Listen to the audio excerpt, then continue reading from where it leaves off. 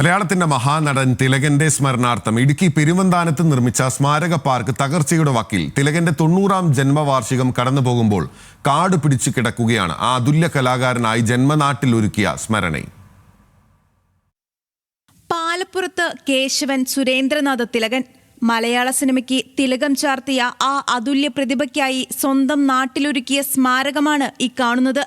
മരണശേഷം അദ്ദേഹത്തോടുള്ള ആദരസൂചകമായി 1 കോടി രൂപയിലധികം ചെലവഴിച്ചാണ് മണിക്കലിൽ സ്മാരകം നിർമ്മിച്ചത്. മണിക്കൽ റബ്ബർ എസ്റ്റേറ്റിൽ ഉദ്യോഗസ്ഥനായിരുന്നു തിലകന്റെ പിതാവ്. നാടകവേദിയിൽ നിന്ന് വെള്ളിത്തിരയിലേക്ക് എത്തിയ തിലകന്റെ കലാജീവിതം പിച്ചുവെച്ച മണ്ണിൽ ഒരു സ്മാരക മന്ദിരം വേണമെന്ന നീണ്ടകാലത്തെ ആവശ്യത്തിന് പുറത്താണ് സ്മാരക പാർക്ക് യാഥാർത്ഥ്യമായത്. എന്നാൽ ഇന്ന് ആരോരും തിരിഞ്ഞു നോക്കാനില്ലാതെ കാടുകയറി അനാഥമായി കിടക്കുകയാണ് മണിക്കലിലെ തിലകൻ സ്മാരകം. പഞ്ചായത്ത് ഭരണസമിതിയുടെ കെടുകാര്യസ്ഥതയിലേക്കാണ് പ്രദേശവാസികളടക്കം എല്ലാവരും വിരൽ ചൂണ്ടുന്നത്. ലോകത്ത് ജനങ്ങൾ അറിയപ്പെടുന്ന ഒരു മഹാനടനാണ് തിലകൻ.